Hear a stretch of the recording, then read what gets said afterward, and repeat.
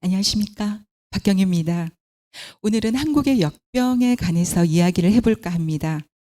우리나라에도 아주 오래전부터 전염병이 많이 발생했습니다.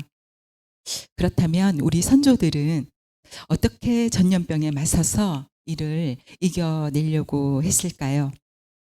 물론 때로는 속수무책으로 당하기도 하고 때로는 아비규환의 현장에서 절규했던 순간도 있었습니다. 하지만 우리 선조들은 부단히도 이를 이겨내려고 노력을 했습니다. 그 시도 중에서 가장 현실적인 대처법이 바로 각종 전염병에 대한 그 정상과 치료법을 담은 의서의 편찬과 출간이었습니다. 그 안에는 일반 서민들이 당시에 쉽게 구할 수 있는 약제의 사용 방법이라든지 그에 상응하는 대처법 등도 담겨 있었다고 합니다. 그리고 때로는 샤먼에 기대기도 하고요. 우리 조상들이 가지는 여러 가지 방법이 있었는데요. 그것이 제가 오늘 중점을 두면서 이야기할 말씀입니다. 바로 은유적 시각으로 전염병에 맞서는 미학적인 태도입니다. 우리에게 굉장히 익숙한 이미지입니다. 신라의 미소로 알려져 있는 경주 얼굴무늬 수막새인데요. 둥근 눈썹과 오똑한 코, 잔잔한 미소가 굉장히 인상적인 그런 와당입니다. 현재 경주시 전역에서 경주와 신라를 대표하는 상징으로 알려져 있습니다. 경주 얼굴무늬 수막새는 보물 2010호로 2018년도 10월 달에 기와로는 최초로 보물로 지정이 됐는데요. 화면에서 보시는 것처럼 얼굴무늬 수막새는 현재 왼쪽에 얼굴이 결실되어 있는 그런 상황입니다. 굉장히 아픈 그런 모습이죠. 하지만 이 얼굴무늬 수막새는 어, 얼굴에 나타나 있는 이 따뜻하고 온화한 미소로 전염병이나 악기를 이겨내려고 했다는 그런 벽사의 의미가 전해집니다. 그런데 어떻게 웃는 얼굴로 악기를 쫓아낸다는 걸까요? 사실 굉장히 역설적인 말인데요. 하지만 기와가 위치한 곳을 살펴보면 바로 건축물의 상부, 그 위에 위치해 있죠. 그래서 예부터 하늘과 땅, 신과 인간의 세계를 구분짓는 장치로 사용되었습니다. 그러다 보니까 아주 당연하게 하늘과 맞닿은 건축물의 경계선을 다양한 무늬의 이 기와로 장식하게 되는 것을 주저하지 않았습니다. 그리고 이 기와를 통해서 재앙을 물리치고 복을 기원하는 그런 주술적 의미로서의 상징이 되어 왔었습니다. 이 경주 얼굴무늬 수막새에서 수막새라는 말은 원형의 기와를 말합니다. 그래서 원와당이라고 이야기를 하는데요. 주로 목조 건축의 추녀나 담장 끝에 사용이 되어졌습니다. 그러니까 기와 마무리용으로 사용된 거죠. 이 둥근 형태의 와당이 사실은 직접 손으로 빚어서 만든 것이라고 알려져 있습니다. 보통 와당이 어떤 그 틀에 의해서 찍어 내지는데 반해서 얼굴무늬 수막새의 얼굴은 장인이 직접 얼굴을 꾹꾹 눌러가면서 만들었다라는 연구 결과가 있습니다. 이 수막새의 제작 기법을 고려해 볼 때 약 7세기경으로 추정되고 있습니다. 얼굴무늬 수막새는 일제 강점기 당시에 경주 현재 사정동에 있는 흑륜사지에서 출토되었습니다. 그런데 후대에 다시 이 지역을 발굴하면서 영묘지사라 새겨진 안막새 파편이 발견되면서 이 수막새가 발굴된 이곳이 635년 창건된 영묘사터로 보고 있습니다. 수막새는 흔히 원꽃 이렇게 연꽃 와당으로 많이 이렇게 제작이 되는데요. 여기에서 이렇게 보이시는 것처럼 담장 끝, 추녀 끝에 매달려 있는 모습이 보입니다. 수막새는 흔히 연꽃 와당으로 제작된 게 일반적입니다. 지금 보시는 것처럼 신라시대, 통일 신라시대에는 기와 모양이 대부분 연꽃이나 때로는 특이한 꽃 모양을 가지고 있죠. 그런데 때로는 도깨비 형상처럼 이렇게 무서운 이미지의 기와 문양도 만들어서 사악한 기운을 물리치려고도 했습니다. 이렇게 귀신 얼굴 무늬가 들어가 있는, 때로는 어 아주 공포스러운 동물의 이미지가 들어가 있는 이런 와당도 만들어 냈습니다. 이거는 우리가 상상하는 어떤 동물, 그런 동물들 통해서 어 이 무서운 형상을 통해서 무서움을 물리치고자 그렇게 했던 것이죠. 그런데 신라의 미소는 너무나 자애롭고 평온한 미소로 제작이 됐습니다. 어떻게 이런 평온하고도 따뜻한 미소로 사악한 기운을 몰아낼 수 있다고 생각했을까요? 험상궂거나 아주 무서운 표정 대신에 이런 인자한 미소로 사악한 기운을 돌려보내겠다라고 생각했다는 거죠. 윤병열 홍익대 교수의 2020년 논문 수막새에 새겨진 선악의 철학, 신라의 미소 수막새를 통한 고찰에 의하면 벽사의 의미를 지닌 얼굴무늬 수박새는 험상궂은 얼굴로 맞서는 대신에 넉넉하고 온화한 미소로 악기를 무장 해제시킨다는 그런 뜻을 가지고 있다고 기록하고 있습니다. 이렇듯 양각으로 미소 짓는 얼굴을 묘사한 와당으로서는 국내뿐 아니라 동아시아 전체에서 알려진 유일한 예라고 할 수 있습니다.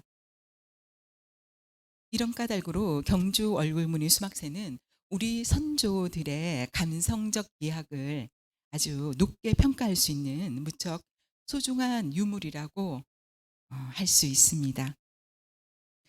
이 얼굴무늬 수막새는 일제강점기에 발굴돼 가지고 1930년, 그러니까 1934년 무렵에 당시 경주 야마구치 의원에 근무하던 다나카 도시노부라는 의사에 의해서 이 유물이 구입이 됩니다.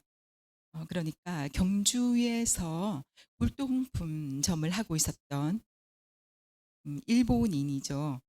그분한테 이 유물을 구입하게 되는데요. 다나카는 조선에 머물 무렵에 이 얼굴무늬 수막새뿐만 아니라 신라의 다수의 기와를 많이 수집했다고 합니다.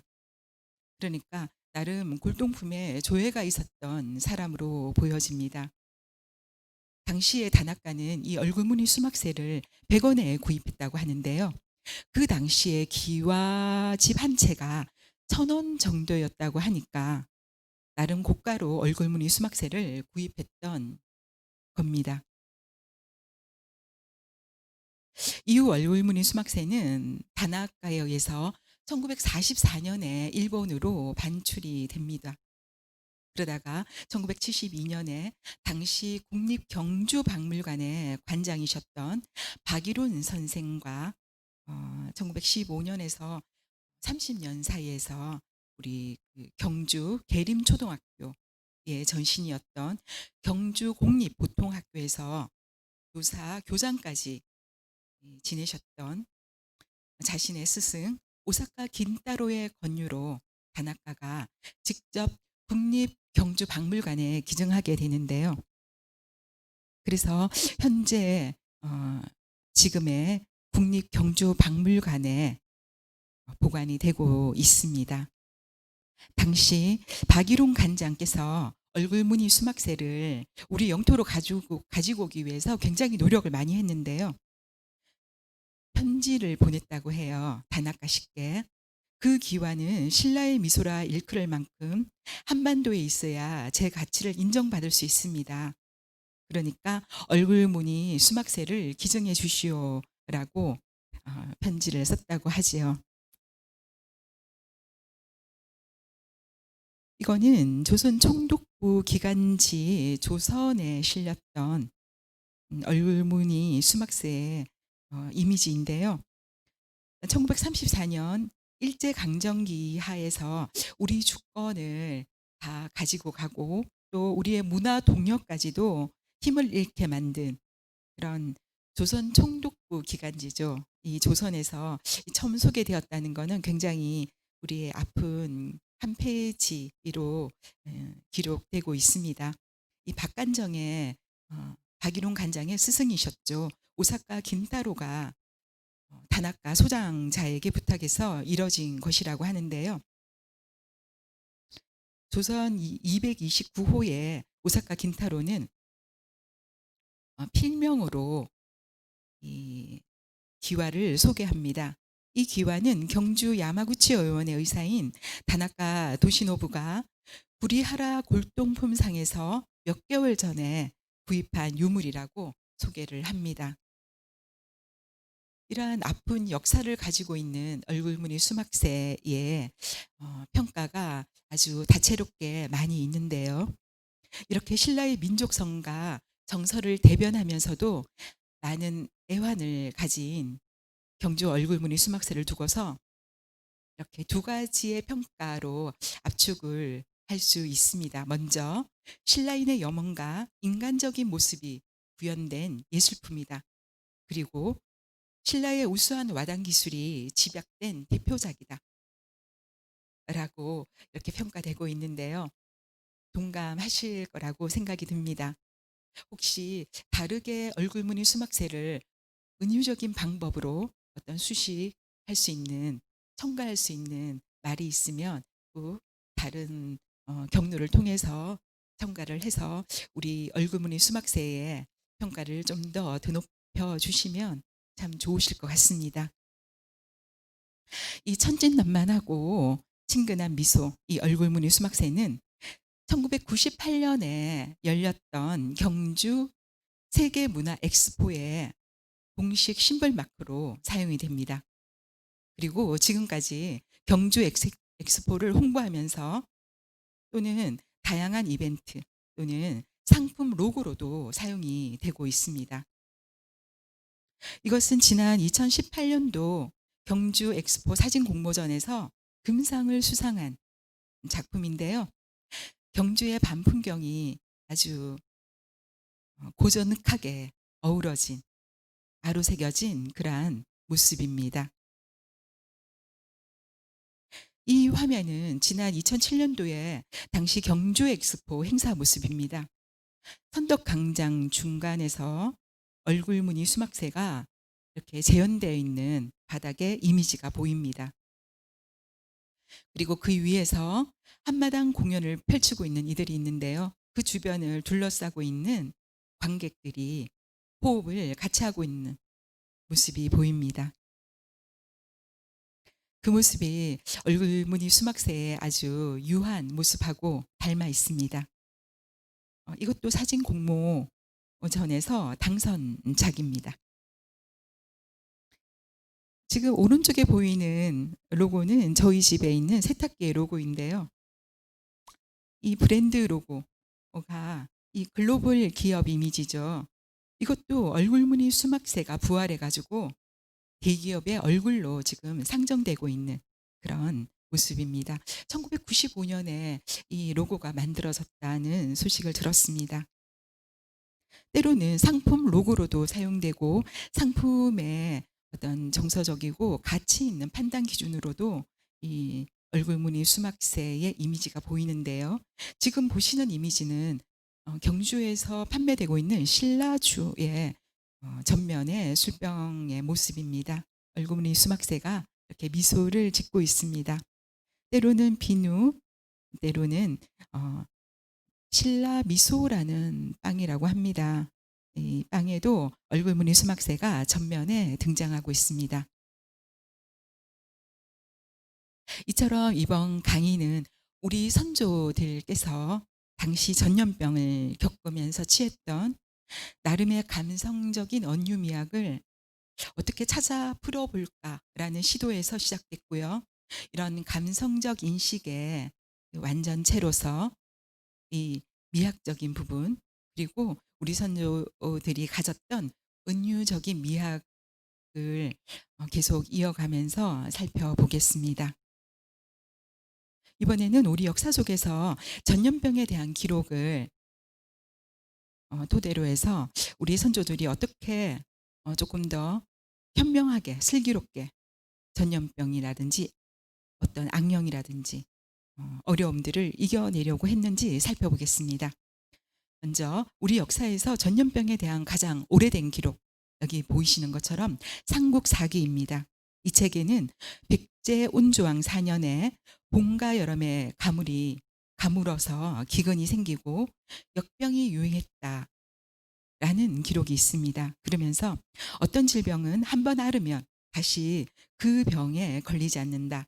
사람 몸에 면역력이 생기기 때문이다. 라고 하면서 전염병은 면역력이 약한 사람들에게 빠르게 전파되는 만큼 이전까지 만나보지 못한 외부에서 들어온 새로운 병이 전염병이 되는 경우가 많다라고 적고 있습니다. 여기서 외부에서 들어오는 새로운 병, 여기에 주목해 봐야 되는데요. 다른 무엇보다도 전쟁으로 인한 전염병의 확산이 제일 큰 이유라고 볼 수가 있습니다.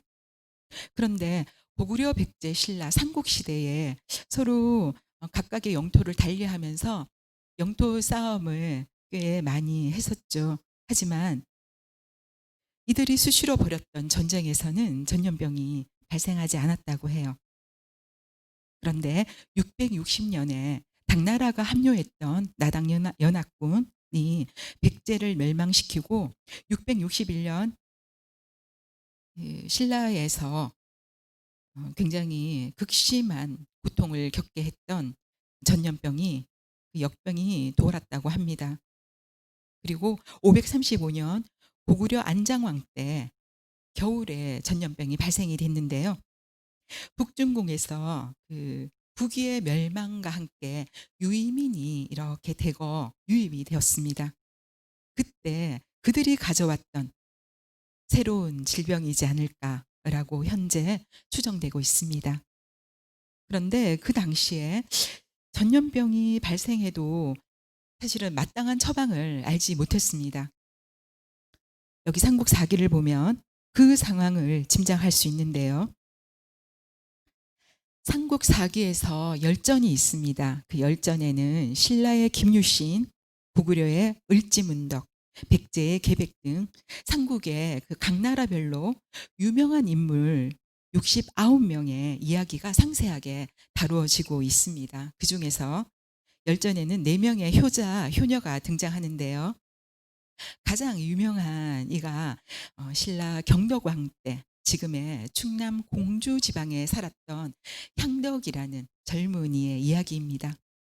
당시 나라에는 큰 흉년이 들었고 거기다가 전염병까지 퍼져서 고을마다 백성들이 굶어서 병들어 죽기도 하고 이런 일들이 굉장히 빈번했다고 합니다. 향덕의 부모도 굶주림과 병에 굉장히 시달렸다고 하죠. 거기다가 향덕의 어머니는 종기가 너무 심하게 나서 거의 죽음을 목전에 두고 있었다고 합니다. 효자 향덕은 밤낮으로 정성을 다했다고 하죠. 하지만 어머니의 병은 나을 기미가 보이지 않았습니다. 그러다가 향덕이 어머님의 몸에 난 종기를 자신의 입으로 빨아서 뱉고 하면서 어, 어머님의 병이 나았다는 기록이 있습니다. 사실 이거는 어떻게 생각하면 치료의 방법일 수도 있지만 어떻게 생각하면은 마땅한 치료법을 알지 못했기에 나름의 그 향덕이 가졌던 그런 그 전염병을 대하는 방법이 아니었나라는 생각을 합니다. 이처럼 당시 신라인들은 전염병이 돌아도 거기에 대한 어떤 마땅한 약이라든지 어 뭐 처방할 수 있는 그런 방법, 이런 것을 어 잘 찾지 못해서 향덕이 취한 것처럼 민간요법 등 이런 부분들을 행했던 게 다수 보여집니다. 그럼에도 불구하고 당시 사람들이 이런 뭔가 찾아내려고 하는, 그리고 조금 더 해학적인 방법, 조금 더 감성적이고 어 은유적인 방법, 그런 방법으로 위기 상황을 이겨내려고 했던 그런 부분들이 보이는데요. 우리 선조들의 전염병을 대하는 방법, 즉 감성적 토대가 있는 은유적 미학의 방법 중에서 이 처용가, 처용무, 처용탈 등에서 찾아볼 수가 있습니다. 이것은 처용의 모습이라고 하죠. 근데 처용의 이미지는 우리나라 사람의 이미지 같지가 않습니다. 조금은 외지인 같은 그런 이미지가 보이는데요. 음 문헌에 따르면 백기를 통해서 울산항으로 들어온 이슬람인이다라는 이야기가 있습니다. 그러면 처용의 이야기를 한번 살펴보도록 하겠습니다. 처용가, 우리가 일반적으로 알고 있는 처용가의 노래죠. 우리가 서랍을 달 밝은 밤에 밤늦게 논일다가 우리가 교과서에서 이렇게 한 번쯤은, 몇 번쯤은 읽고 이것을 해석해냈던 기억이 있습니다. 악학계범에 실려 있는 한글로 된 처용가가 현대의 어법으로 새롭게 재맞춰진 거죠. 이 모습이 바로 지금 글에 나오는 내용인데요. 그런데 지금 그림에 보면 자신의 아내와 동참하는 어떤 이의, 어떤 존재의 그 몸에 반점, 붉은 반점 같은 것들이 막 보입니다. 삼국 유사에 따르면 초용은 헌강왕 때 이 백기를 통해서 지금의 울산 계운포, 울산항으로 들어온 이방인으로 추정되고, 앞서 언급한 바처럼 일찌감치 서역에서 온 외국인이다라는 주장을 앞에 두고 봤을 때 이 그림에서 보면 처용이 굉장히 큰 힘을 가지고 춤을 추고 있는 모습으로 보입니다. 이렇게 어디에서 왔는지 알 수 없는 이 사람이지만, 뭔가 요 좌측에 보면은 처용 앞에서 반점이 이렇게 찍혀 있는, 나 있는 자신의 부인과 누워 있었던 이 어떤 존재가 무릎을 꿇고 빌고 있는 그런 장면으로 묘사되어 있습니다. 그래서인지 처용무에 사용되는 가면, 여기에 처용무를 출 때 쓰는 가면의 형태입니다. 이게 바로 악학계범에 그려진 처용탈의 모습인데요. 이 처용탈의 모습은 삼국유사에 잘 기록이 되어 있습니다. 이 검은 얼굴, 매부리 코, 길게 튀어나온 턱이 굉장히 특징적으로 보이는데요. 처용은 신라에서 남다른 대우를 받는 것으로 기록되어 있습니다. 삼국유사에 따르면 헌강왕은 예쁜 여성을 처용에게 아내로 삼게 합니다. 극간이라는 관직도 주게 되는데요. 여기서 급간이라는 이 관직은 신라에서 굉장히 높은 계급의 관직이었습니다. 이런 까닭으로 처용이 외지에서 들어온 타지 사람인데도 불구하고 어떻게 이렇게 높은 관직까지 오를 수 있었을까? 그 부분은 아무래도 처용이 비범한 능력을 갖추고 있었던 그런 외국인이지 않을까 해서 우리가 그 전제를 가지고 생각할 수 있습니다. 이 사실을 보면 조금 더 이해가 쉬운데요. 헌강왕 때에 서라벌에 큰 전염병이 돌았다고 합니다. 그래서 이 처용의 아내와 좀 전에 같이 있었던 그 존재는 자연스럽게 역신이라고, 역병의 그 존재라고 볼 수가 있습니다. 하지만 이 역신을 보고서도 춤을 춰서 내쫓았다고 하는 것은 처용이 뭔가 남다른 대처법을 가지고 있지 않았나라고 추정할 수 있는 거죠. 그래서 서역인으로서 처용이 무역을 하러 울산항으로 들어왔다가 신라에 눌러앉은 그런 약재상이지 않을까라고도 여러 문헌에서 기록을 하고 있습니다. 여기에 나와 있는 삼국유사와 고려가요에 다 처용에 대한 이야기가 쓰여져 있는데요. 두 해석이 존재하고 이 삼국유사와 고려가요에 조금 더 다른 내용이 쓰여져 있습니다. 삼국유사는 헌강학 때 지었던 팔구체 향가인데요. 고려가요에는 조금 더 이 팔구체 향가보다는 다른 내용이 삽입되어 있습니다. 그러니까 잡신을 쫓는 내용 중에서 처용가가 삽입되어 있다는 거죠. 자세히 살펴보면 처음에 묘사하는 부분이 원래 처용가보다 조금 길게 되어 있습니다. 그리고 마지막 구절에서 본래 내 것이었는데 빼앗아 간 것을 어찌하리요라는 마지막 부분, 이 부분의 내용이 없어진다는 겁니다. 대신에 처용의 옷만 보여주더라도 역신이 겁을 내고 도망갔다라는 그 내용이 기록돼 있습니다. 이 악학개범에 그려져 있는 처용탈의 모습, 턱이 긴 모습, 이 이방인의 모습이 아주 확연히 보여지는 건데요. 조선 성종 때에 제작된 악학개범에 실려져 있는 이 모습 5권의 처용과도 수록이 되어 있습니다. 이게 바로 처용탈의 일반적인 아주 원형의 모습이라고 볼 수 있습니다.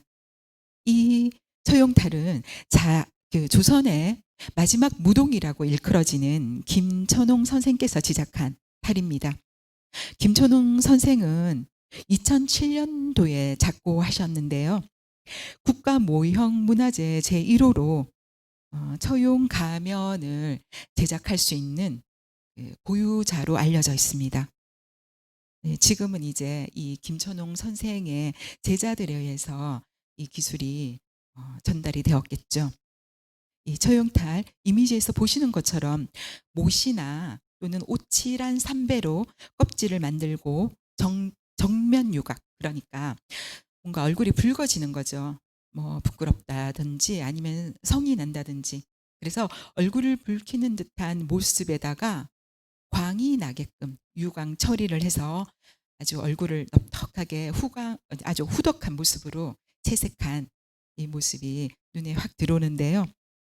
거기다가 사모, 그러니까 관직에 있는 사람들이 관복을 입을 때 쓰는 이 모자에, 이 사모에는 대나무로 이 망을 만들었다고 합니다. 얼기설기 망을 짜가지고 그 위에다가 종이를 바르고 지금 보시는 것처럼 탐스런 어떤 꽃, 이거는 모란꽃이라고 이야기를 합니다. 모란꽃 등으로 장식을 하고 두 귀에는 주석고리를 달아가지고 복숭아 열매 등등을 다는 형태로 만들어 냈습니다.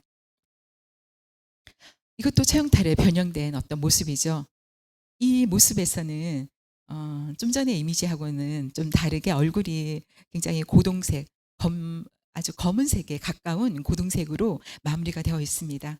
여기서 확연하게 우리나라 사람이 아니다라는 전제가 깔려지고 있습니다. 이번에는 처용무에 대해서 한번 살펴보도록 하겠습니다. 역병 퇴치를 위해서 사용되었던 처용무, 이 역병 퇴치를 위한 간곡한 소망으로 문헌의 내용처럼 처용무를 추기 시작합니다. 이분이 좀 전에 처용 가면을 만드셨던 김천홍 선생님이십니다. 국악사의 산 증인이시죠. 종묘제례학이라든지 처용무 예능 보유자로 알려져 있습니다. 이분은 지금의 국립국악원의 전신인 이왕직 아학부 2기생으로 출발을 했죠. 그리고 순종 탄신 50주년에 어전 공연에서도 이 처용무를 추면서 참여한 바가 있습니다. 여기서 이왕직 아학부를 조금 간단하게 소개를 해보면요. 일제강점기에 조선 총독부에서 대한제국의 왕족과 의전 그리고 황족에 관련된 모든 사무를 담당하는 기관이 이왕직 아학부였습니다. 사실은 조선시대의 장학원이라는 것이 일제강점기에 와서 격화된 개념으로 만들어진 기관이죠. 이 명칭이 1915년부터 우리나라가 해방된 바로 다음 이듬해까지 사용이 되었습니다. 그리고 해방 후에 지금의 국립국악원으로 개성이 된 것이죠. 이 모습은 현대에 와서 처용무를 이어가려는 아주 여러 이에게 전성된 그런 모습인데요. 박순호 그 연희 컴퍼니의 처용무가 주어지는 자료입니다. 이어서 이 처용무가 해화 속으로 들어와서 어떤 은유적인 이야기를 펼쳐내는지 한번 보도록 하겠습니다. 이 그림은 단원 김홍도, 그러니까 김홍도 선생이 그렸다라고 이야기를 하고 있는데 확실히 모른다라는 전제가 있기 때문에 전 김홍도로 붙입니다. 전 김홍도의 평양감사, 향년도 세 점의 그림 중에 부병루 연해도에서 나타나는 처용무인데요. 이 김홍도가 평양감사 향년도 중에서 그렸던 그림들이 세 점이 있긴 합니다. 여기 보면은 중간에 여기 보이죠? 이 중간에 이런 그 처용무가 추어지고 있는 모습이 보이는데요. 평양감사 향년도는 뭐냐면은 평양감사가 부임하면서 그때를 환영하는 그런 연회입니다. 그때 이제 김홍도로 추정되는 이 전 김홍도가 이 그린 세 점의 연작 작품이 바로 평양감사 향년도인데요. 각 작품의 크기가 굉장히 큽니다. 가로가 거의 2m라 그러니까 세 점을 다 합치면 6m 정도가 훨씬 더 넘을 수도 있는 굉장히 펼쳐놨을 때 아주 대작입니다. 오랴선유도, 부병류 연해도 이 그림이죠. 그리고 영광정 연해도 세 점이 그것인데요. 모두 평양에서 경치가 좋다고 소문난 곳입니다. 이 처용무가 그려진 부병류 연해도는 낮에 그려졌죠. 이 처용무를 추고 있는 5명의 무용소가 중간에 아주 잘 보입니다. 이 그림을 통해서 당시의 평양의 그런 풍광과 또 사람들이 어떻게 살고 있는지 그런 사람들의 삶을 살펴볼 수 있는 꽤나 흥미로운 자료여서 이 그림이 많은 자료로 현재까지 활용되고 있습니다. 또 하나 처용무가 그려진 원행을묘 정리의궤인데요. 이 연해 장면은 어떤 내용이냐면은 정조의 어머니 해경궁 홍씨 해감년을 기록하기 위해서 만들어진 그림입니다. 근데 이 안에 보면 중간에 처용의 이미지가 들어가 있죠. 처용무를 추고 있는 이 해감년을 축하해주고 복을 기원하고 악기를 물리치는 개념으로서 이러한 처용무가 추어졌던 것으로 지금 기록되고 있습니다. 이것은 기사개첩 경원당 석연도라는 그림에 묘사된 오방처용무의 모습인데요. 이 기사개첩이라는 것을 먼저 짚어봐야 되는데 이 기사개첩은 숙종이 벌인 기사, 그러니까 70세가 넘은 연로한 신하들을 예우하기 위해서 열었던 연회가 바로 이런 행사인데요. 여기에서 이 치러진 연회의 모습을 담은 화첩이 바로 기사개첩입니다. 여기에는 노신하들의 초상 등도 수록되어 있다고 합니다. 아무튼 연회의 이모저모를 담은 화첩에 오방처용무가 추어지고 있는 모습이 확연히 보여지고 있습니다. 이 장면도 기사개첩의 또 다른 버전에서 처용무가 추어지고 있는 모습인데요. 숙종이 이런 연회를 벌인 이유가 있습니다. 뭐냐면은 그 당시에 이미 그 전염병들이 꽤 많이 돌죠. 이 전염병이 도는 그 시기가 두 개로 나눠질 수 있는데요. 하나는 큰 전쟁이 있든지, 또 하나는 기후가 급격하게 변하는 그런 시간이죠. 이 숙종이 집권하던 17세기 이때는 기후 변화가 굉장히 급격하게 왔다고 합니다. 바로 소빙하기가 도래되었던 거죠. 그래서 그 여파로 현재의 황해도인 개성부터 시작해서 경기 북부, 현재의 강원도까지 역병이 굉장히 심하게 돌았다고 합니다. 특히 홍역이 크게 유행했다고 하는데요. 이후에 영조 때가 오면은 그전에는 사실은 피해로 인해서 얼마만큼 사망했는지 피해 인원이 그렇게 정확하게 기록이 되지 않지만, 영조 때가 되면 그런 전염병에 대한 기록이 조금 더 섬세하게 되어 있고, 피해 상황 그리고 사망자 수가 아주 상세하게 기록되어 있습니다. 그래서 이 기사개첩에서 보이는 이런 처용무를 통한 연회, 이런 모습들은 어떤 역병을 퇴치하기 위한, 몰아내기 위한 그런 의미가 내포되어 있다라고 할 수 있습니다. 또 하나의 이미지인데요. 이것은 조선시대의 음악 통속도입니다. 담락연도라고 하는데요. 여기에 나오는 오방처용의 처용무 추는 장면입니다. 여기서 처용타를 쓴 5사람이 5가지 빛깔의 오방색 옷을 입고 나와서 각 빛깔에 해당하는 방위에 서 있는 그런 모습을 볼 수 있는데요. 그러면서 춤을 추는 모습입니다. 그러니까 오방색을 입고 오방에서 악기를 물리치려는 그러한 의미로 받아들여질 수 있는 거죠. 여기는 보면은 복숭아가 사모에 매달려 있습니다. 이 복숭아가 사모에 덩그랗게 매단 처용 가면을 쓰고 처용무를 추고 있는 이미지인데요. 원래 처용무는 1인극으로 시작했습니다. 1인무였죠. 여기서 처용무의 가치를 한번 살펴보도록 하겠습니다. 첫 번째로는 처용무가 신라 헌강왕 때 이렇게 추어졌다고 하죠. 그 이후부터 해서 아주 오랜 시간 동안 그 경로, 그 연원들이 많은데, 그러한 기록들이 굉장히 정확하다는 그런 계통이 있는 춤이라는 겁니다. 그리고 두 번째 가치를 따져봤을 때, 긴 시간 동안에 많은 변천을 거듭했음에도 불구하고 아까 보신 것처럼 삼국유사와 고려가요에서 나타나는 어떤 초용가의 내용, 또 그 안에서 나타나는 또 처용무의 이미지도 달라지겠죠.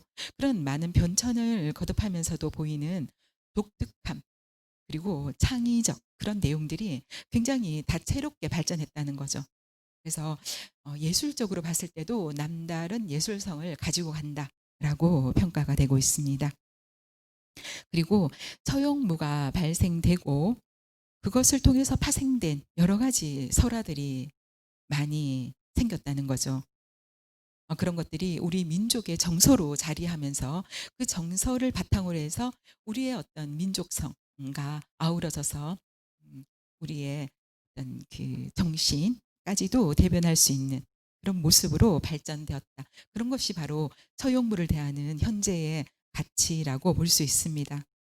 어떻든 이 처용무를 통해서 과거의 우리 생활 문화, 예술적인 모습, 그 정서 생활에 특별한 어떤 단면을 볼 수 있다는 것은 굉장히 대단한 것이라고 생각할 수 있습니다. 이 이미지는 평창 동계올림픽을 기원하게 해서 주어졌던 처용무의 모습입니다. 원래 원시무용, 그러니까 처음에 1인무로 시작되었던 이 처용무, 원시무용은 종교적인 그런 무용이었죠. 그리고 주술적인 내용을 포함하고 있습니다. 이게 이제 한국 전통 무용의 시발점이라고 할 수 있는데요. 이런 장면이 이제 고려 시대, 조선 시대로 계속 전승되면서 형식을 조금씩 변해 가면서 나름의 확장된 모습으로 오방처형무로 이렇게 주고 있는 모습입니다. 이 본격적인 오방처형무가 주어지는 모습이죠. 이게 바로 춤이 다양화되는, 그러니까 어떤 그 주술적인 게 은유적인 상황으로 승화되고, 그 승화된 게 바로 이러한 이미지로 나타나는 모습이라고 볼 수 있습니다. 이런 춤의 다양화, 그리고 이 춤이 다양화되면서 노래도 다양화되는 확대성을 가지게 되었고요. 그런 것을 통해서 연희가 진행되는 절차도 굉장히 대형화되는 그런 모습을 가져가고 있습니다. 이렇게 처용무가 계속 조선 시대까지 주어지게 되는데요. 이 처용무는 조선 시대 이후에 1910년, 그러니까 우리나라가 경술국치, 우리나라의 주권이 일제에 의해서 모두 빼앗기는 어, 그 해에 중단이 됩니다. 그러다가 10년 후에 1923년 순종황제 50주년 그 탄신 축하 공연에서 이황직 아학부 아학생들에게 학습 용도로 이렇게 주어지게 되는데요. 그러면서 처용무가 다시 부활하게 됩니다. 재생의 기회가 주어졌던 거죠. 좀 전에 보셨던 김초농 선생이 그 중심에 계셨습니다. 이 처용무는 계속 말씀드리는 것처럼 역신을 막는 의미에서 시작이 됐는데요. 현재 울산의 계운포라는 곳에서 시작이 되었습니다. 여기서 지금 이 땅을 밟아주고 여기에 대한 기원의 개념으로서 해마다 처용무가 치러진다고 하는데요. 이 모습은 사방에 있는 악기를 몰아내기 위한 이 오방신의 모습인데요. 이 오방신의 이미지, 내용, 맥하고 같이 함께 묶어서 살펴볼 수 있는 것이 바로 이 처용무라고 할 수 있습니다. 지금 보시는 장면이 울산의 처용암의 모습인데요. 좀 전에 이 처용무를 추려고 서 있었던 분들, 그 무인들이 여기에서 춤을 추는 거죠. 이것은 지난해 2019년도 울산 지역에서 주로 활동하고 있는 김혜섭 무용단의 처용 치유와 화합의 춤사위 천년을 날아오르다에서 역신에 유혹당한 처용의 아내가 아주 슬프게 보여지는 그런 장면인데요. 현대에 와서 처용무가 사실은 여러 버전으로 이렇게 주어지고 있음을 알 수 있습니다. 이 장면은 제가 직접 관람했던 공연의 장면인데요. 그때 기억으로는 굉장히 그게 정계나 또 여기에 나왔던 복식이 굉장히 화려하고 또 긴장감 있는 구성, 이런 부분들이 다채롭게, 그리고 굉장히 다이나믹하게 다가왔던 그런 기억이 있습니다. 말씀드린 것처럼 오방처용이 이제 조선시대에 와서 무용으로 다시 확장되어서 추어지게 되는데요. 거기에 따르는 복식도 달라지게 됩니다. 홍색, 청색, 백색, 흑색, 황색 등 오방처용이 입는 이 5가지 복식이죠. 여기에는 처용탈, 또 처용탈을 쓰고 아래에 보면은 그 복식이 있는데 이 복식 자체도 여러 가지 수가 있습니다. 이 처용탈을 먼저 한번 살펴보겠는데요. 여기 모란꽃 아까 보셨죠? 그리고 복숭아 열매. 이런 부분에서 왜 이게 어떤 의미성을 가질까라고 생각할 수 있는데요. 여기서도 우리 선인들의 은유적인 그 미학을 살펴볼 수가 있습니다. 뭐냐면은 복숭아를 택한 이유, 이거는 중국의 무릉도원이라는 데서 이 부분을 가져온 거겠죠. 뭔가 평화로운 어떤 악기라든지 힘든 상황이 없는 그런 무릉도원이라는 부분을 상징하기 위해서 복숭아를 사용한 거고요. 그리고 꽃 중에 꽃을 당시에 모란이라고 여겼다고 합니다. 그래서 모란꽃을 머리에 이렇게 달게 되었던 거죠. 이처럼 아주 귀한 열매, 아주 귀한 꽃을 택함으로써 이 처용무 또한 가치 있는 춤이라고 이렇게 여겼던 거라고 우리가 생각할 수 있습니다. 이것은 한국복식학회에서 열었던 학술대회에서 열린 전시회에서 그 보여진 처용무의 복식인데요. 옷을 절차대로 입어야 합니다. 이 화려한 처용무를 추기 위해서는 이 의상들을 절차대로 입음으로써 뭔가 샤머니즘적인 형식까지도 가지고 간다고 생각했다고 하지요.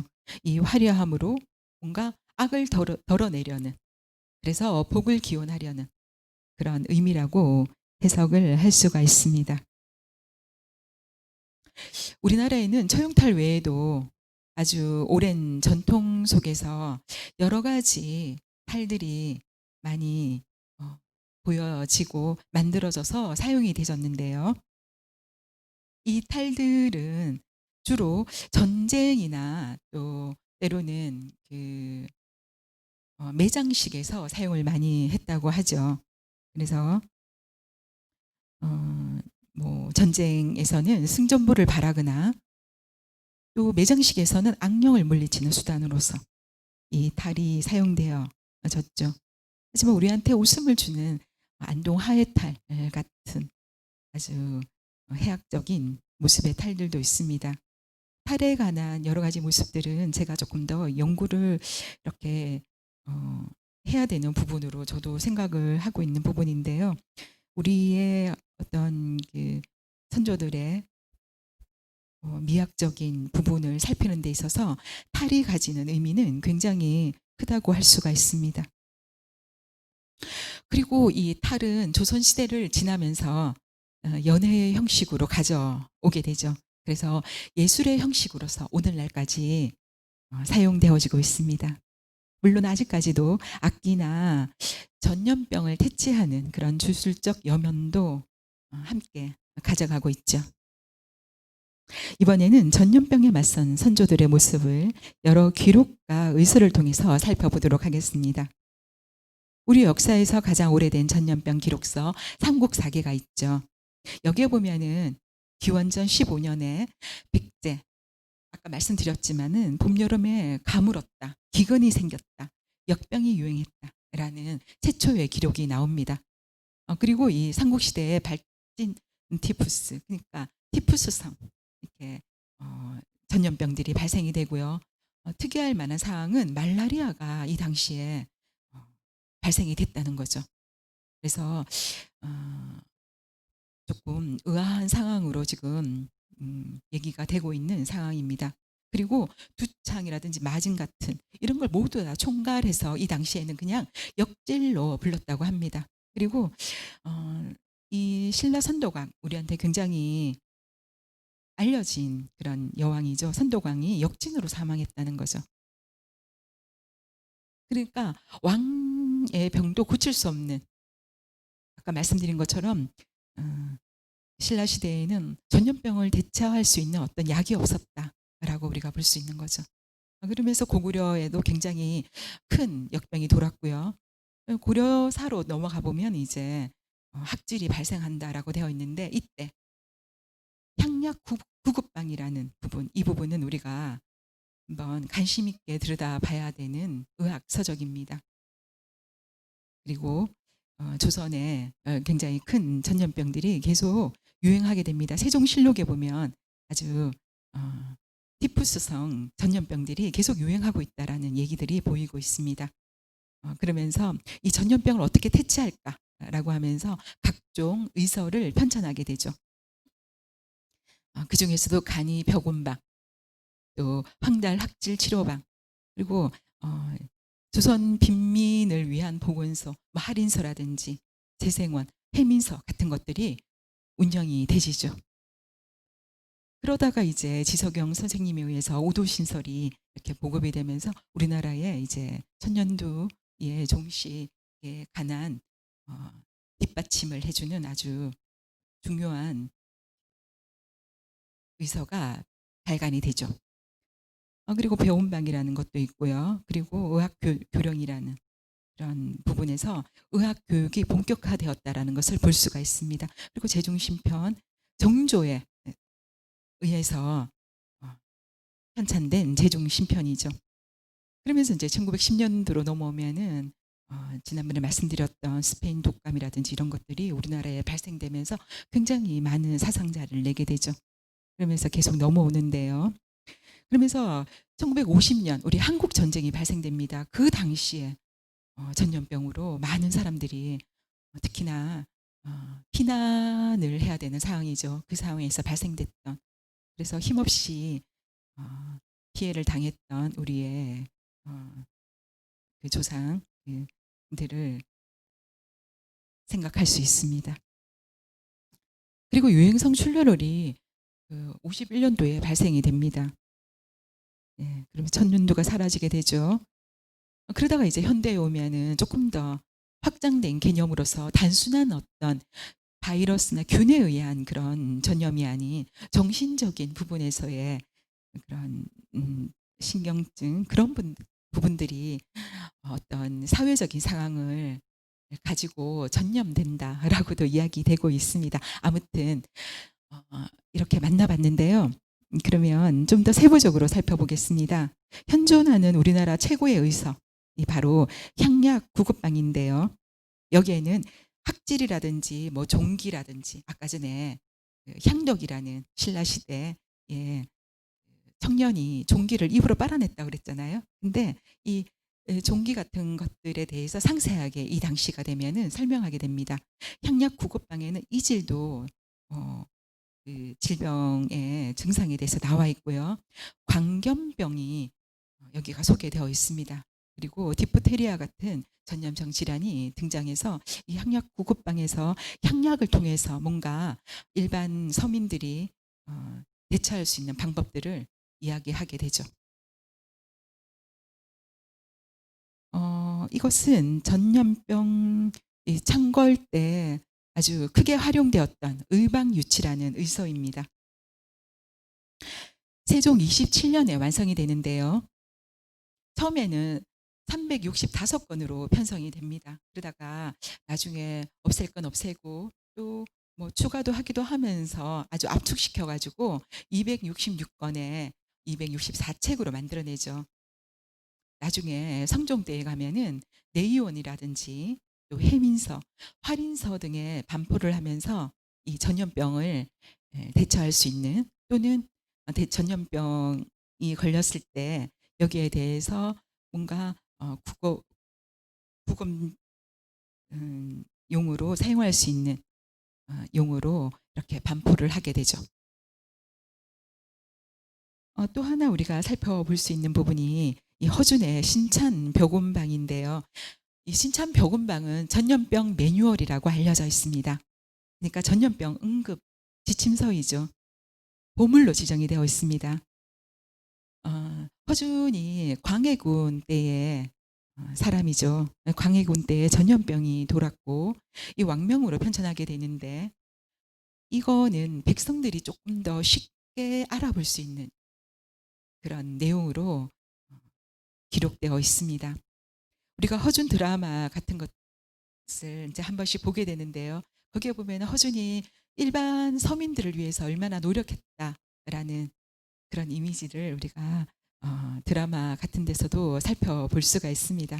허준은 동의보감을 지은 음 의학자로도 알려져 있죠. 이 조선 중기에 활약했던 허준은 선조 임금 때도 어의를 지냈습니다. 1610년 강해군 2년이죠. 이때 조선 한방의학, 이 한방의 의학을 조금 더 발전시켜야 된다, 조금 더 한층 발전시켜야 된다라는 그런 그 의미를 개념을 가지고 동의보감을 이렇게 완성하게 되는데요. 이 동의보감이 중국이나 일본까지 수출됐다고 합니다. 이는 그만큼 허준의 의술이 아주 훌륭했다, 아주 수준 높았다라는 그러한 단서로 어 보여지는 모습입니다. 25권의 25권의 책이 있고요. 또 이 부분이 인제 어떻게 보이냐면은 백과사전적으로 우리가 읽어 보면은 충분한 설명이 들어가 있는 사전의 의서였다. 이게 지금 국보급으로 되어 있고요. 1610 년에 완성이 됩니다. 옆에 보시는 것처럼 이 허준의 예 어의가 그려져 있는 초상화죠. 굉장히 심지가 굳어 보입니다. 이것은 정조의 명으로 당시 어의였던 강명길이 편찬했던 대중신편입니다. 8권 5책으로 되어 있는 목판본이 현재까지 존재하는데요. 간행경위는 정조실록에 아주 자세히 기록되어 있습니다. 정조가 세자 시절이었죠. 그 당시에 고전 의학에 대해서 관심을 가지고 연구를 많이 합니다. 그러다 보니까 당시에 좀 전에 보셨던 대표에서 동의보감에서도 빠진 내용이 있다라는 것을 발견하게 된 거죠. 그래서 조금 이 부분을 보강하자라는 측면에서 재종 신편을 발간하게 되는데요. 물론 동의보감에 있는 내용을 많이 인용하고 여기에다가 추가하는 부분이 노인의 병에 관한 부분, 그 약로라는 부분이죠. 그리고 약성가라는 부분이 여기에 더 보강됩니다. 이 약성가라는 부분은 약물의 성질이라든지 또는 효능, 또 주치 이런 부분에 관한 것이 노래 형식으로 약성가죠. 그래서 노래 형식으로 만들어서 외우고 그리고 쓰기 편하게 그래서 해 놓은 거죠. 노래를 부르다 보면 우리가 조금 더 잘 외워지잖아요. 그러다 보니까 서민들이 이 노래를 통해서 어떤 병이든지 대처할 수 있는 어 그러한 여지를 많이 준 아주 음 굉장한 그 생각이라고 사료가 됩니다. 여기서 좀 더 그 주목되는 부분이 있는데요.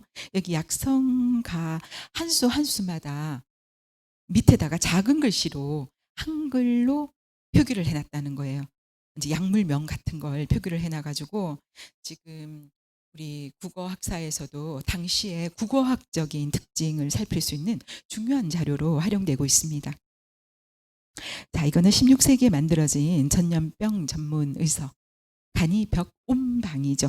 여기서 온이라는 말 속에 티푸스성 전염병이 다 포함된다라고 보시면 됩니다. 발진 티푸스까지.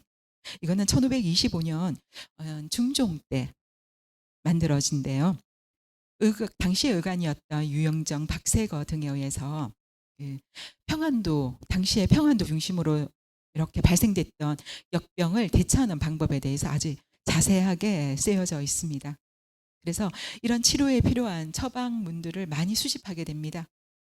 여기다가 한문으로도 쓰고 한글로도 언해를 해 놔서 일반 서민들도 한글을 보는 서민들도 읽을 수 있게 해 놨죠. 이게 지금 지난 9월 2일 날 보물로 지정된다는 예고가 있었습니다. 보물로 지정되고 나면 30일 정도 그 추이를 보고 나중에 보물로 지정되게 되는데요. 관심 있게 봐야 되는 간이 벽온방입니다. 이거는 구급 간이방이라는 그러니까 질병을 127종으로 나눠서 그 치료법을 엮어 놓은 책입니다. 조선전기 문신, 윤호 등이 중풍이라든지 두통 이런 질병까지도 다 써 놓았던 그 치료법까지도 써 놓았던 책인데요. 1489년에 간행되었습니다. 그러니까 시골에서도 그러니까 서민들도 이 책만 있으면 치료할 수 있는 그런 처방문이었습니다. 그래서 그 병명까지도 한글로 언해까지 해 놓고요. 이 또한 간이 구급방 구급 간이방, 이 또한 우리나라 의학사 연구에 굉장히 중요한 자료가 되고 있으면서도 중세 국어 연구에 또 아주 상세하게 볼 수 있는 그런 자료가 되고 있습니다. 이것은 호열날병 예방주의서라는 건데요. 1903년 이제 근대로 넘어왔습니다. 대한제국의학교서입니다. 여기서 편찬한 것인데요. 조선의 관보에 보면 한성 남문 내에서 호열날, 이건 호열날이라는 건 뭐냐 하면은 우리가 흔히 콜레라라고 하는 거죠. 우리가 흔히 호열자라고 말을 많이 합니다. 옛날 어르신들 보면 호열자 이렇게 말을 하죠. 근데 여기 호열날이 뭔가 잘못 굳어져 가지고 생긴 말이고요. 이 사망자가 52인이다라고 이렇게 적고 있습니다. 그래서 여기에 관한 예방 규칙을 발표하고 있고요. 예방 주의서를 발간을 합니다. 민간에서는 호역이라든지 호환의 뜻으로도 많이 사용되어졌죠. 콜레라, 이 호랑이처럼 무서운 병이다라는 거죠. 자, 이것은 그 조선 시대에 만들어졌던 목판인데요. 이 목판의 이미지를 보면은 역병의 재앙을 막아주는 어떤 환상 속에 그 조류의 그 모습이 보여집니다. 이것을 통해서 역병의 재앙을 막아보고자 했던 우리 선조들의 그런 위트가 보여지는 작품입니다. 이것은 두창, 그러니까 천년두로 세상을 떠난 아들을 애도하는 제문인데요. 인조 때에 홍문관 부제학을 지냈던 그 문인의 장남에 대한 예문입니다. 제문이죠. 이 안에는 두창으로 죽은 아들에 대해서 굉장히 안타까워하고 그리워하는 그런 마음들이 고스란히 들어가 있습니다. 앞서 처용모 등에서 우리가 살펴본 바와 같이 사실은 최초의 의사는 샤먼이었습니다. 다시 말해서 특별한 관료직에 있는 사람이나 아니면 무속 또는 불교 이런 종교 지도자가 직접 질병 치료에 나서거나 치료를 위해서 또는 어떤 그 안녕을 비는 부분으로 신에게 비는 그런 형식으로 치러졌죠. 이것은 서양 중세 시대에서도 나타나는 상황이기도 합니다.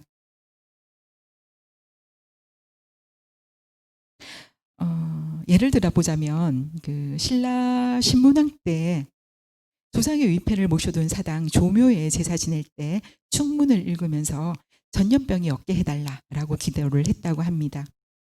이건 아직까지도 계속 이렇게 이어져 내려오는 형식이라고 볼 수 있습니다. 우리가 집에서 제사를 지낼 때도 조상들께 기도하죠. 이런 부분에 대해서 무사 안일하게 해달라고. 삼국시대에는 불교가 포교 형식으로 질병치료, 무사 안일의 소망을 안고 있었고요.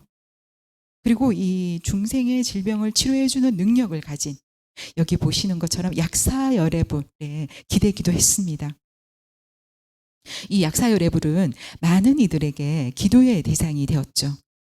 그래서 8세기, 9세기에 만들어진 통일신라 시대, 경주 백률사 약사열애불의 모습입니다.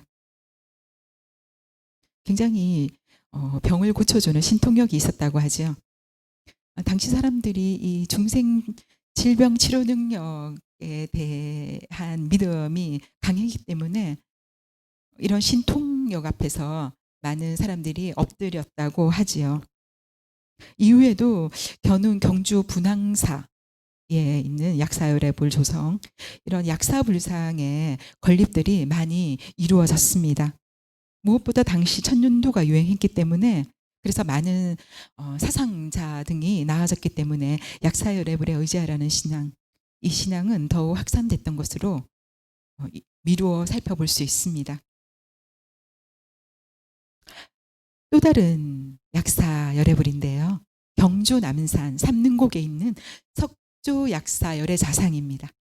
높이가 3.4m에 달하는 아주 당당한 위용이 보이는 그런 화강한 불상입니다.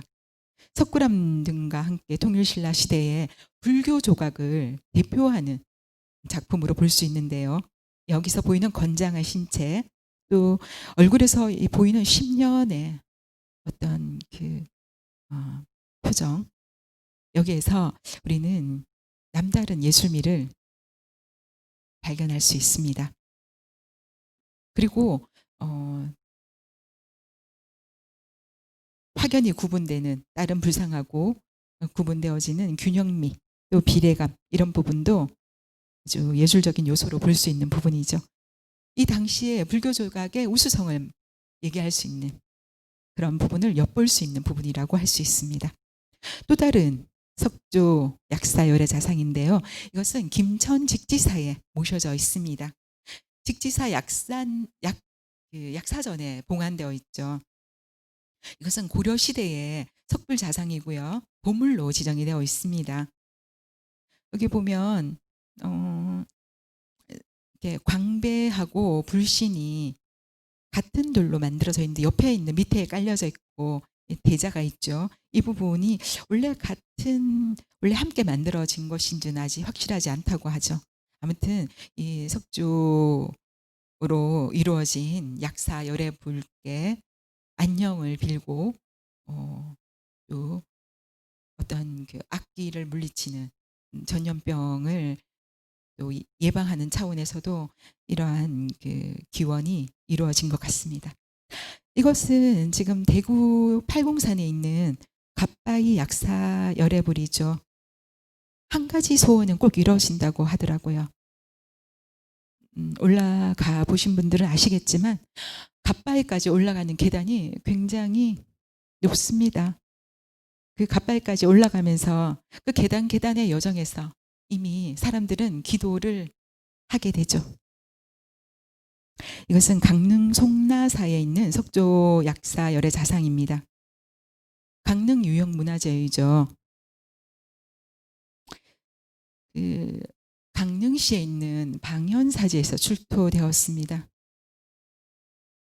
머리에 이마에 아주 큰 구슬 같은 점이 박혀 있는 것이 이 석조 열애 자상의 특이한 점이라고 할 수 있습니다. 자, 그럼 이번에는 역병 퇴치의 목적으로 그려진 지도를 한번 살펴보도록 하겠습니다. 이것은 전라도 지방의 무장현 지도인데요. 전라도 지방에 고찰, 선운사가 있는 지금의 고창에 있는 무장면인데요. 여기를 그린 지도입니다. 이 안에 보면은 굉장히 세세한 경관이 그려져 있는데요. 당시 고을 지도는 효과적으로 고을을 통치하기 위해서 지방 수령이나 관청의 주도로 제작되었다고 합니다. 고을 지도를 통해서 강한 행정력을 가지려고 했다는 거죠. 그래서 지방간이 주재하는 고을의 각종 관청 또는 사당, 이런 것들이 굉장히 상세하게 기록이 되어 있고요. 세부적으로는 촌락들이 분포되어 있는 모습들, 그리고 군사적인 요충지, 그리고 백성들을 어떻게 교화하는, 특히나 이 당시에는 유교적으로 교화하는 데 필요한 시설들이 지도 위에 기록되어 있습니다. 그런데 여기에는 중요한 또 하나가 숨어 있습니다. 지금 파란색 네모로 이렇게 둘러싸진 곳의 내용인데요. 바로 역병이 돌아왔을 때 여귀, 그러니까 못된 돌림병으로 죽은 사람의 귀신이 여귀입니다. 이 여귀에게 제사를 지내는 여단이 표시되어 있습니다. 이 중간에 표시가 있죠. 이 부분입니다. 한마디로 여단은 돌림병을 예방하기 위해 주인이 없는 외로운 홀령을 국가에서 제사를 지내주던 재단입니다. 지도의 제사를 지내는, 그것도 역병 퇴치 재단, 이렇게 재단이 아주 크게 그려져 있다는 건 당시에 역병이 아주 빈번하게 발생됐다. 그래서 이러한 위기감, 또 공포감에 대한 반영으로서 이런 것이 그려졌지 않나, 그리고 제의가 이루어졌다라고 추정이 되고 있습니다. 이처럼 전라도 무장현 이 지도는 당시에 무장업성의 그런 내부도 확연히 아주 자세히 살펴볼 수 있고 당시에 사람들이 가졌던 위기감이라든지 생활상도 엿볼 수 있는 그런 자료라고 할 수가 있습니다. 그리고 또 하나 굉장히 회화적인 그런 기법에서도 좀 실제적으로 그려져 있는 것이 실용적인 인데요. 이런 실용적인 모습하고 또 회화적인 모습도 나름 우수하다라고 우리가 어 생각을 할 수 있는 부분입니다. 이번에 보시는 이 그림은 현직 관리를 대상으로 치러졌던 특별 시험이었죠. 등준시 묵가도상. 그러니까 등준시 묵가죠. 그죠? 여기에 에서 18 명의 무관들이 이제 어 시험을 치르고 어 여기에 그 등준 시무가 도상첩이라는 초상화 집에 얼굴이 실려지는데요. 이것은 그 영조 50년 1774 년에 그려집니다. 그런데 여기에 그려진 18 명의 실제 관리의 얼굴 중 3 명의 관리 얼굴에서 천년두 홍역에 걸렸던 흔적들이 보여지는데요. 여기 보시는 것처럼 이 김상옥이라는 관리입니다. 얼굴에서 이렇게 그 흔적이 보여지죠. 여기도 마찬가지고 이 얼굴입니다. 이렇게 보여지는데 다른 그 초상화에서도 이 당시 초상화에서도 관찰이 되는 부분이기도 합니다. 이 당시에 천년두 홍역이 많이 발생했다는 그런 그 모습이기도 하죠. 영조 다음에 정조 임금에 와서 정조는 자신의 왕세자를 홍역으로 잃기도 합니다. 자신의 왕세자를 홍역으로 잃었다. 이렇게 그렇게 처방을 할 수 없는 상황이었다는 것을 볼 수가 있습니다. 그런 개인적인 아픔까지 겹치면서 국가적인 차원에서 질병을 분석하려고 했죠. 아까 이제 보셨던 제중신편 같은 데에 그런 전염병의 종류들을 적어 놓고 그 정상들을 기록하면서 치료법에 대해서 연구하려고 했죠.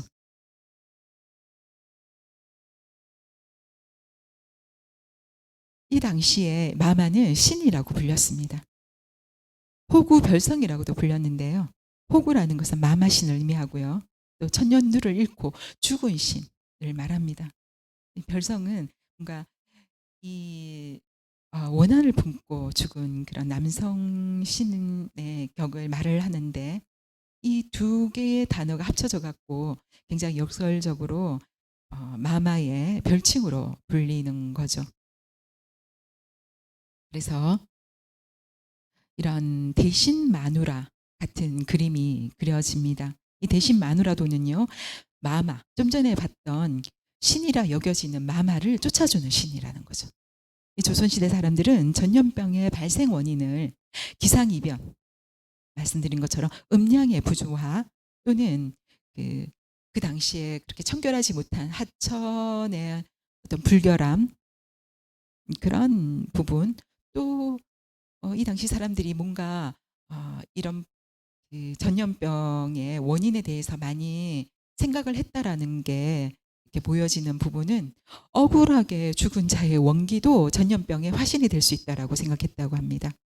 그래서 그게 전염병이 많이 돌면은 그런 것들, 그런 귀신들, 잡기들의 소행으로도 봤다는 거죠. 그래서 묘지 또 제사 이런 부분에서 사람이 많이 모이는 곳에서도 전염병이 발생된다라고 봤던 것이죠. 이게 무엇보다도 전염병은 잡기, 귀신의 소행이라고 여기면서 좀 전에 보신 것처럼 병을 신으로 이렇게 신격한 거죠. 높여버린 거죠. 조선 사람들이 가장 공포스러워한 전염병 바로 두창 천년두 마진 홍역이었습니다. 두창과 마진 모두 마마로 불렸는데요. 여기서 어휘 역설이 나타나는 마마를 두고 극존칭, 마마님 이렇게 하는 것처럼 이렇게 존칭을 했는데 굉장히 두려웠다는 거죠. 그래서 당시에 궁궐에서 왕실에 있던 사람들이 마마에 걸려서 낫게 되면 굉장히 성대한 축하 의식을 거행하기도 했다고 해요. 그래서 이 마마의 위력이 굉장히 컸다. 여기 보시는 것처럼 대신 마누라의 이 마마 쫓아주는 시는 굉장히 순박해 보이죠. 우리 얼굴무늬 수막새에서 보이는 온화한 미소가 여기서 보이는 듯합니다. 자, 이것은 그 조선 말기에서 근대에 활동했던 풍속화가 그 김중근이 그려냈던 기산 풍속 도첩에 있는 평양시 마마 배송굿의 이미지입니다. 백성들이 마마를 돌려보내는 거죠. 배송하는 거죠. 그런 굿을 하면서 마마신을 이렇게 돌려보내면서 제발 다시 오지 말아라 하는 굿을 굉장히 크게 했다. 그래서 평양식으로는 이렇게 했구나라는 것을 여기서 볼 수가 있습니다.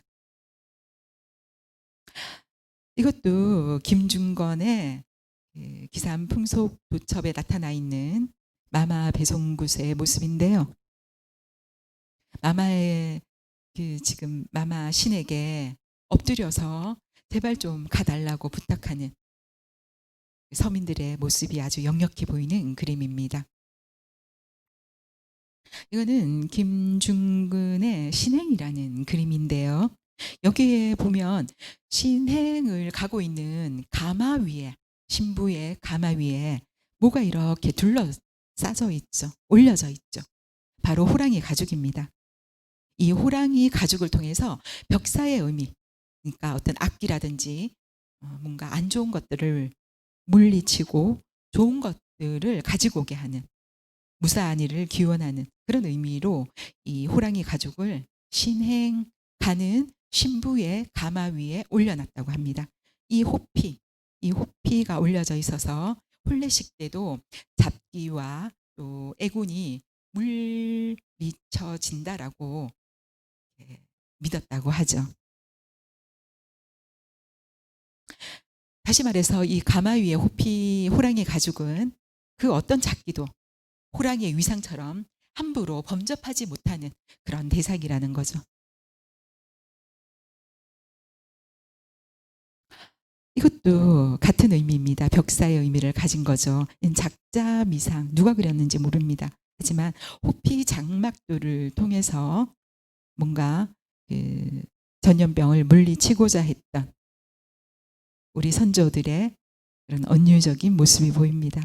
요즘 보면 그 호피 무늬가 다시 또 유행을 하더라고요. 그래서 제가 생각하니까 요즘 전염병이 굉장히 코로나19 심각한 상황이기 때문에 여성들의 옷에서 또 여성들의 가방, 신발 등등에서 호피가 유행하지 않나라는 생각이 듭니다. 자, 이거는 콜레라 예방으로 만들어졌던 19세기의 고양이 부적인데요. 콜레라는 원래 인도의 풍토병에서 시작되었습니다. 19세기 조선에서도 굉장히 엄청난 아픔을 낳았던 전염병이었죠. 사실 콜레라는 아시아 대부분 지역을 거의 무지막지하게 휩쓸고 갔다라고 볼 수 있습니다. 이 콜레라가 1826년에는 급기야는 전 세계적으로 유행을 하기도 하지요. 이 조선 사람들뿐만 아니라 이 전 세계적으로 유행했던 이 콜레라. 그런데 이 콜레라 앞에서 이 조선 사람들은 그 쥐에 의한 전염병이다라고 생각했다고 합니다. 그래서 쥐병이라든지 쥐통으로 이렇게 여겼다고 하죠. 그러다 보니까 쥐를 잡을 수 있는 게 고양이다라고 생각했던 거죠. 굉장히 재미나는 상상이었던 것 같습니다. 1845년 선교차로 우리나라에 왔던 프랑스 신부가 이런 회고문을 냅니다. 조선인들은 그 이야기, 그러니까 콜레라 이야기를 할 때 벌벌 떤다라는 이야기를 합니다. 그러면서 그런 콜레라 때문에 가끔은 죽어나갔던 송장이 질비한 경우도 있었다. 질비하다라는 경우는 굉장히 많은 사상자가 났다는 거죠. 이 당시에 조선 사람들은 이 콜레라 같은 전염병을 피해서 마을을 떠났다고 합니다. 그래서 소나무 껍질이라든지 뭐 솔잎을 따먹으면서 산속에서 지내면서 겨우겨우 목숨을 이어갔다고 하죠. 지금 오른쪽 위에 보면은 황소머리가 대문에 달려져 있는 이미지가 보입니다. 이 황소머리를 대문 앞에 매달아 두면 전염병 귀신이 도망간다라고 당시 사람들이 생각했다고 합니다. 재미있는 발상이죠. 이처럼 역병은 아주 오래전부터 유행했습니다. 옛 사람들은 당시 환경에서 이런 것들을 극복하고자 했는데요. 이러한 몸짓들이 고려 시대를 지나면서 조선 시대에 들어오면 조금 더 다양하게 기록되는 모습을 보이는데요. 조선왕조 실록에 따르면 조선왕조 500년 동안 전염병이 발생했던 횟수가 어마어마했다. 평균적으로 10년에 3번 정도는 전염병이 발생했다라고 기록하고 있습니다. 거기다가 1807년에 오면 인구종의 거의 한 30여 년, 한 28년 정도 되는 그 시간 동안 거의 100만 명 가까운 인구가 줄었다는 그런 기록도 있습니다. 물론 인구 감소의 그 원인이 역병뿐만은 아니겠죠. 굶주림, 기근 때문이었기도 했는데요. 어쨌든 이런 상황에서도 우리 선조들은 나름 극복하려고 굉장히 노력했죠.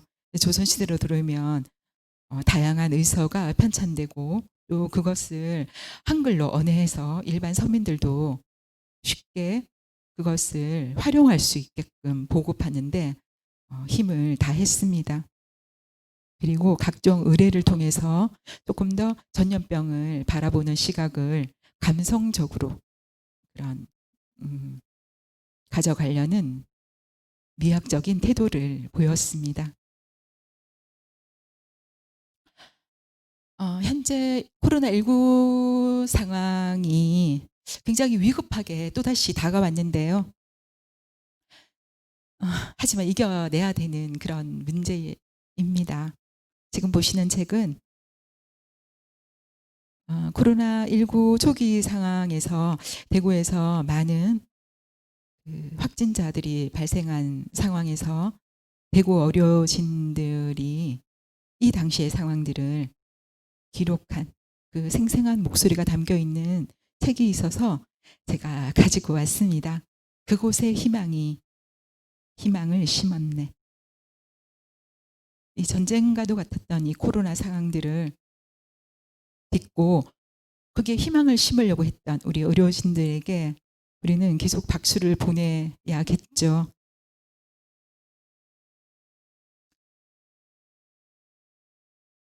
좀 전에 제가 여러분들께 말씀드렸던 여러 의서의 편찬이라든지 또 얼굴무늬 수막새의 제작이라든지 때로는 또 다른 와당이라든지 때로는 어떤 그 노래를 통한 부분, 때로는 몸짓을 통한 그러니까 무용을 통한 서용무 등의 그런 몸짓을 통해서 전염병을 이겨내고자 했던 우리 선조들의 은유적인 서사 방식하고 이 그곳에 희망을 심었네라는 이 서사가 굉장히 많이 닮아 있다는 생각에서 제가 가지고 와봤습니다. 이것은 티몬에서 판매하는 전염병 예방 부적이더라고요. 굉장히 재미나는 부분이어서 제가 위트적으로 갖고 와봤습니다. 위태로운 이 오늘날에 우리 마음이 얼마나 그 답답한가를 잘 보여주는 그런 것들이 반영된 모습이라고 저는 봤습니다. 마지막으로 정약용 선생님의 목민심서에 나타난 선인들의 예방 그 전염병 예방 매뉴얼을 다시 한번 새겨보고자 합니다. 지금 상황에서도 전혀 뭐 하나 틀릴 것 없습니다. 뭐 뺄 것도 없고 정말 이 정양옥 약용 선생님의 말씀이 너무 맞닥뜨려지는 그 그거 서사여서 제가 한번 읽어보도록 하겠습니다. 목민심서에 나타나 있는 관질이라는 그 부분에서 전염병은 콧구멍으로 그 병균을 들이마셨기 때문에 생긴다. 그렇죠. 전염병을 피하려면 마땅히 그 병균을 들이마시지 않도록 환자와 일정 거리를 둬야 된다. 그리고 환자를 문병할 때는 바람을 등지고 서서 환자의 그 숨을 맞지 않아야 된다라는 그 이야기를 여기서 하고 있습니다. 지금도 계속 지켜야 되는 거리두기, 명심해야 될 부분인 것 같습니다. 이번 강의를 준비하면서 이러한 참고 자료를 인용했습니다. 그 옛날 얼굴무늬 수막새의 어린 천진난만한 모습인데요. 이 천진난만하고 아주 인자한 미소로 오늘 같이 어려운 이런 상황들을 우리가 좀 잘 이겨나갔으면 좋겠다라는 바람을 가져봅니다. 댁내 두루 평안하시고 건강하시기를 기원합니다. 예, 오늘 강의 마치도록 하겠습니다. 감사합니다.